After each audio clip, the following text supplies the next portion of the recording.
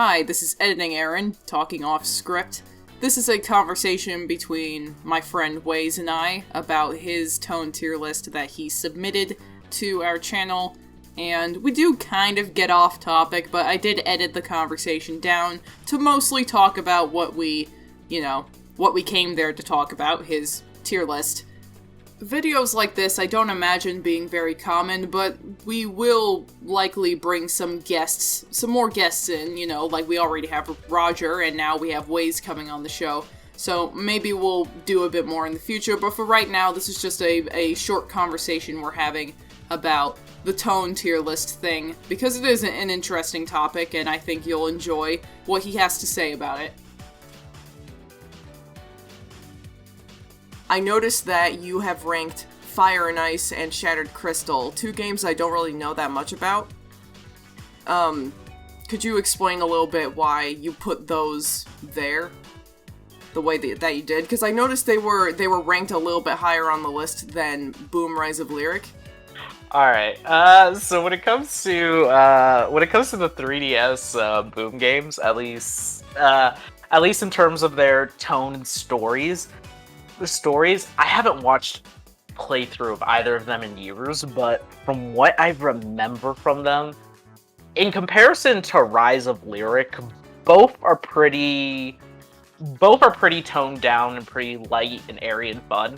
At least more so for Fire and Ice, because Fire and Ice is you have, if I'm not mistaken, some of the writers for the Boom TV show wrote for Fire and Ice as well, so it's pretty light, airy, and jokey and fun. And honestly, that's kind of what made it a more enjoyable story than either Rise of Lyric or Shattered Crystal, because I actually like the stories of both, but they also have a thing where they also try a little too hard as well. And so yeah, I guess the 3DS Boom games are pretty light and fun from what I remember, especially Fire and Ice. That makes a lot of sense, because I always thought I describe Fire and Ice as a Sonic Boom TV show episode made into a game. So when you said that the writers from the show went into the game, it made so much sense. Mm-hmm. It's suddenly everything clicked.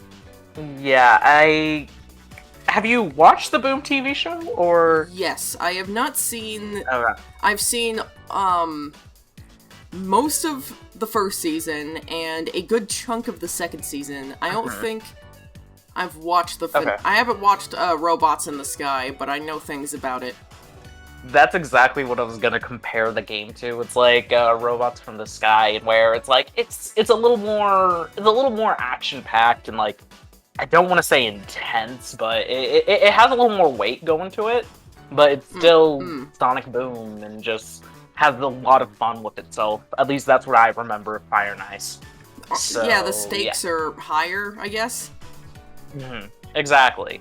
And I guess Shattered Crystal is weird, because it's kind of like an alternate universe to Rise of Lyric, or something. Yeah, it's weird. It's really weird. But it's still less serious, because, yeah. The Boom universe is so confusing, because in Shattered Crystal, you get to know Styx, and in Boom Rise of Lyric, Styx isn't even there until the very end. And then in Shattered Crystal, it's an alternate universe, kinda, where Amy's kidnapped and Styx does have to be part of the group, I guess. So, they're not even consistent with their own continuity. Yeah, it's weird. It's really, really weird. So, speaking of Rise of Lyric, you put it one tier below middle tier, which is insane to me. Could you explain your logic? Okay, Rise of Lyric, like I was saying with Shattered Crystal and Fire and Ice, Rise of Lyric is a significantly, at least, darker. Okay, it does have a little bit of, I wouldn't say darker stuff going on, but the general tone and atmosphere of the game, it feels like it's trying to be a little more serious, both with, like, the environments that the game has going on. You have dark, secret laboratories going on. You have, like, a forest that, while fantastical in a Sonic sort of way, with the loop-de-loops and stuff, still is pretty like, oh, this is a, like, we're trying to set a serious forest thing here, and it's like, yeah, it's trying to be stuff like, it's trying to be atmospheric. Yeah. Yes, that's exactly what I was thinking of, and it's like you have stuff like the way it handles, like, oh, these dark ancient temples and unlocking the secrets of this world and stuff like that. So it's just like, Sonic is fascinating because they garble their tone in unique ways with every single game. You know? Like, it's... Because here's the thing. I would say Boom and Lost World are both extremely confused as to what their tone is, but... Yes. But the thing is, they both... They don't confuse their tone in the same way, you know? Because Boom... Yeah, exactly. You can tell Boom was the combination of two different projects, you know? Like, it was supposed to be Sonic Boom and Sonic Synergy that made it into the Sonic Boom that we know. Yeah. So they're like, oh yeah, let's be Jak and Daxter, Ratchet and Clank, like, atmospheric, but also let's be a sitcom. Yeah. Yeah, exactly. What happened to Sonic Boom is a tragedy. Well, what happened to Sonic Synergy is a tragedy, but... Yeah. Sonic Boom is a long list of blunders that ended up turning into what it is. And at least we have the show. But... well, we have a fan in our comments that really likes Boom, and I can't remember the username, but they really like Boom for what it is, and like Boom Rise of Lyric is like their favorite Sonic game, and really? So yeah, it's great because I'm glad that it's not just a giant echo chamber of people who are all saying Sonic Adventure 2 is their favorite game. But nothing against Adventure 2, but there's definitely nuggets of good in Boom. I mean, I can't say that I'm too unique myself because my favorite game is Unleashed, and it's not underrated anymore. So yeah, for sure. So I guess you prioritize or not prioritize. I guess the darker elements for you kind of show through a bit more. Maybe we didn't take it into enough account. Yeah, because, like, when it comes to the story, I guess when it comes to how I view a Sonic game as well, like, in terms of tone, the narrative itself is a big factor into that, but, like, when I look at Rise of Lyric, and, like, yeah, it has its dumb joke, like, what the, crap. I don't remember any... Rings. Nom nom. Yeah. Yeah. How do I not remember any Rise of Lyric jokes right now? But yeah, stuff like that. Because it's forgettable, but no. Yeah, honestly. I mean, the thing is, like, where Boom Rise of Lyric shines, I don't feel like is in its humor. Personally. Yeah. I think it does really good, it has some good solid character relationships in there, and it has some lore intrigue that I feel like they should have leaned more into. With the Sonic Boom show, I was always waiting for Lyric to come back. I'm like, yes, this is gonna be the episode. And it never happened. Yeah, man, I was so ready. I mean, like, it's interesting, because the reason we ranked Boom the way we did, and maybe I can't speak for Liz, but I can speak for myself in saying that, it did seem like, overall, it was a lighter tone, and it was just kind of joshing around like, oh, I'm Roger Craig Smith, I'm Nom Nom. And then the rest of the game, the only dark tone seemed to be only as far, like, as Lyric's influence on the plot. and that was it. Mm-hmm. That's what it fair. felt like. That's fair. But when you're bringing like more of the atmospheric and like I guess what they tried to do with world building, I can see why you ranked it the way you did. Mm-hmm.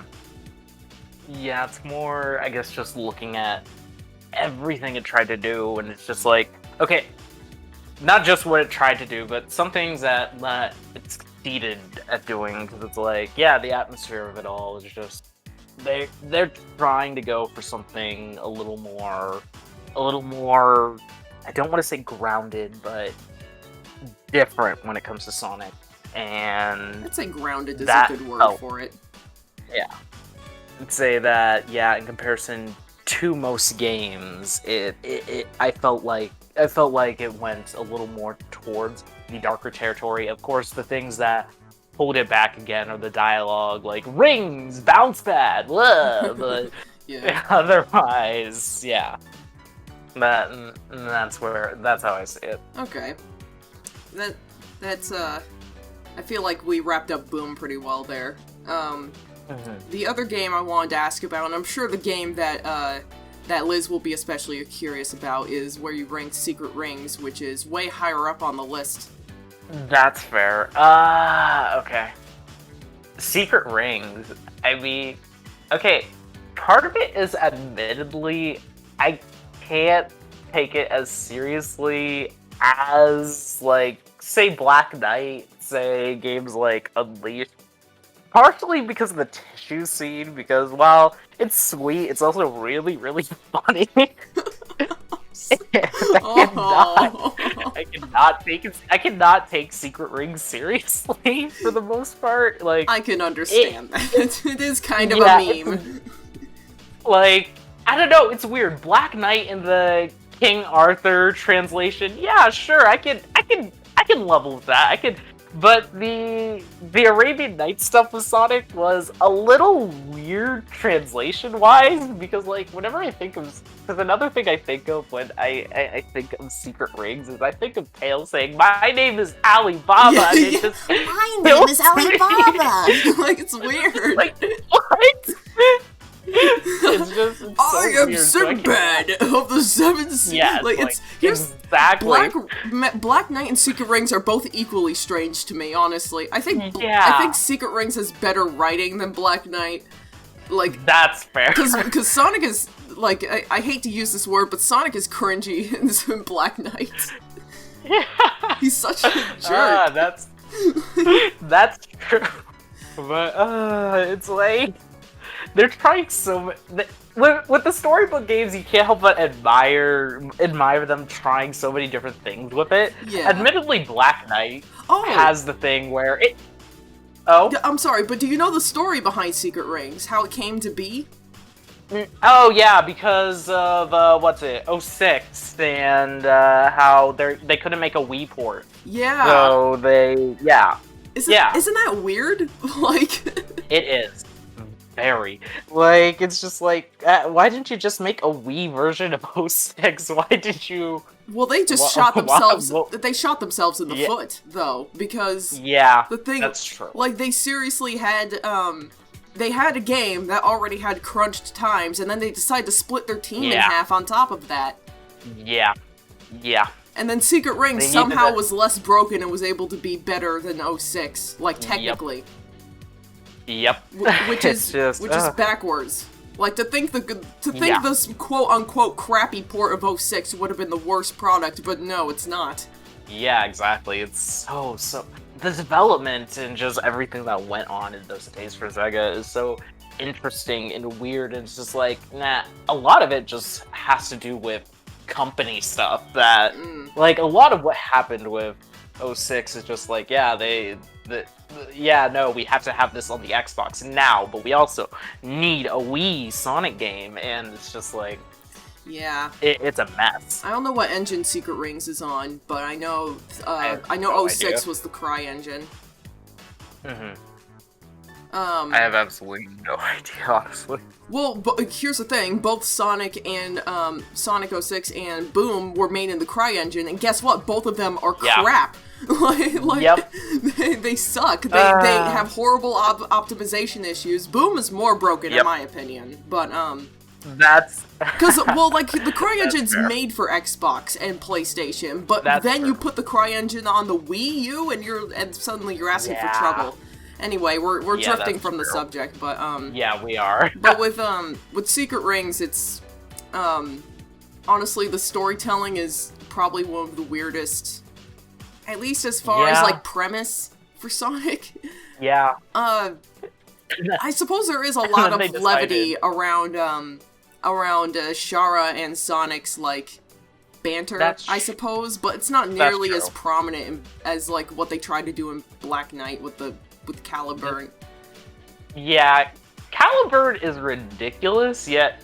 Nah, Caliburn is just ridiculous. I was gonna say, no, I take him more seriously, but then I'm like, nah, he's ridiculous. Like, there was gonna be a but, and then you thought about it. Yeah. It's like, oh... I feel like, I don't know, maybe it's just because there's Sonic's death, like, looming over him the entire game. That's true. That's true. The thing was, I think Liz marked Secret Rings below, like, further down the list than I did, because I'm trying to put Secret Rings next to Sonic Chronicles and Sonic Forces in my mind, and I honestly don't see it. Like, I feel like, because Chronicles, Chronicles gets existential, and Forces gets, fanfiction edgy, and I don't feel like Secret Rings is on the level of both of them as far as seriousness. That's fair. Because, like, I'm sorry, I can't compare the game where Sonic, like, sneezes and Shara's like, oh, won't you get serious? And then, compare it to the game when Sonic Chronicles is, like, getting all deep and dark and they go to another dimension. Like, I just don't see it. Not take Chronicles seriously either, but... You actually did rank Team Sonic Racing, I noticed, which, Yeah, oh, did I? Yeah, it's all the way in Cupcakes and Rainbows, which I do agree with. Yeah. By the way. Team Sonic Racing is actually hilarious, like, in a weird sort of... Because Team Sonic Racing is just so ridiculous. You have stuff like Zavik going all, yes, I do not get paid. And it kills because it just... It knows it doesn't matter. It knows to spin off, and it's just like... It's like... Actually, a lot of times I have compared Sonic to... Because I first got into Sonic through Sonic X, actually. So Same. Sonic, to me, even in the games, has always had this, like, Saturday morning cartoon feel to it, like, throughout, because that's just how I initially consumed the franchise, and because of that, it's like, yeah, you have games like Unleashed and Adventure that are, like, the main story arcs, and then you have, like, Team Sonic Racing, which feels like a weird filler episode. That's just... Oh my god, when you structure the entirety of the Sonic series like that, it makes sense now. Like, you have all these big story arcs, and then you have the occasional, like, gag episode. Yeah, exactly. Just, what is this? But it's great. Like, I'm trying to think of, like, what would the anime, like, beach episode equivalent be for Sonic? Like, ooh, that's a good question. Honestly, like, this just reminds me of the stupid baseball episode in Sonic X. Oh my god, the baseball episode is so good. I was actually, like, it was weird, because Team Sonic Racing, like, for some reason, Big was somewhat intelligent in it. Yeah. And there was a moment where, like, there could have been some tension between Tails and Sonic, but then they, like, immediately of all things, they brought back Lost Worlds arc, where they were, like, having weird trust issues, but then, like, in Team Sonic Racing, like, you could tell they learned from it, and Sonic was just like, alright, I trust you with whatever you're trying to do. You don't have to explain it, buddy. And I was like, what? Why did they bring that back of all things? Like... Yes. It's sweet, but bizarre. Yeah. You gotta love it. I do. Actually, nah. Beach episode is Free Riders, but... I mean, there are dolphins. Yeah, exactly. So. And you actually, and here's the thing, we disagreed about Lost World so much we didn't even put it on our list. And oh yeah, that's right. You put it all the way up there in the green, which is probably, like, if we were to have placed Lost World, I think that's where we would have put it, but I don't feel correct. Like, it doesn't feel right to me if it's not in middle of the road. Lost World, that's fair. Lost World is weird. Like, just in general, it's so weird. I wrote like an entire 20K document discussing Lost World. Yeah, it's a mess. I remember that. It is I remember it's that. It's a tonal mess. And it's so fascinating to me. You have, like, that. You have, like, the sunshine. You have literally the level design as all cheery and happy, and you have things like, baldy nose hair. And then you have Eggman saying, "I will eat your black hearts." That's exactly what I was gonna reference. I'll eat your black hearts, you Eggman wannabes. Yeah, like, I remember as a kid, I reacted the same way as Sonic and Tails did. I was just like, whoa. Yeah, exactly. No, it was surreal, because I was like, wait a minute, is this like an audience reaction thing? Like, as long as I can strangle a Zeddy, my hands are fine. Oh my god. When I was younger, though, I genuinely really liked that scene, but looking back, I realized how ridiculous it is. I mean... I still, actually, I still have, like, some hope for, like, 3 of the Zeddy. Yeah. And then, yeah, but the others are just like, nah. Although, like, I think, like, with Zavok, you have at least some level of intrigue with, He treats everybody like garbage. He's like, oh yes, I am big, imposing, and I'm so much better than the rest of you. But then I look at his relationship with Master Zik, and it's like the way he treats him with a level of respect kind of interests me. Like, I'm just like, I don't know, I feel like you could do something there. You could do something there. You could summarize the whole darn game with "you can do something there." Really. Yeah, pretty much. It feels like they start and they end way too early with so many things with Lost World. Yeah. And they go too far in one direction with a lot of things. Honestly, Robo-Tails. It's... This franchise is just it's so fascinating because we have so many different products to parse through. It is a beautiful mess. You gotta love it. It's so fascinating because a lot of the Dark Age games are like, you know, what I grew up with, so there's so much intrigue in them. Yeah. Way more intrigue than modern games. I mean, actually, that's a lie. I feel like they're better, even the Dark Age games have better execution, because at least they're more interesting than what the modern games do. Yeah. Like, it's... The modern games especially, like, they could have done some legitimately interesting things with, again, with Forces especially, because, like, man... We talked so much about Forces. I know. Like, I love your rewrite for Forces. For real. Yeah, thank you. Seriously, I was like on the edge of my seat listening to your rewrite because I just wanted to know, like, I do mean it when I say it's like the better Sonic Generations. Because it really does bring everything back, and it's so nice, and it's neat, it's well packaged, it's put together, and, like, it has actual arcs, and it doesn't, like, it's not super duper, like, serious like 06 is, but it's not like, you know, it's not bouncy and doesn't take itself seriously like Lost World, like, it's... Yeah. It's like, with Sonic, you gotta find that balance. You cannot go too far in either direction, or you're gonna... Well, for one, you're gonna alienate one side of the fan base. Like, what? Okay, Lost World is still weird, so let's stay away from that. But, like for free riders, which is, not even free riders, TSR, which I still think is hilarious, but it's like, people who like more serious Sonic games are like, ugh, TSR. And it's like at the same time, well, nobody likes Shadow. Okay, nah, I should say nobody likes Shadow the Hedgehog. It has its fandom. Yeah, But I for honestly, most people, it's I like, haven't taken a good long look at Shadow the Hedgehog, so I don't have a full opinion yet. I do Shadow's know that it's a weird. mess of lore and it retcons. Like, Yeah. I heard it's a Sonic Adventure 2, but worse. Like, yeah, what was it? pretty much. The thing is with Lost World is like, it's such an enigma to me, because we see things in Lost World we don't see anywhere else. Yeah. Like, how was Sonic Team okay with what they wrote?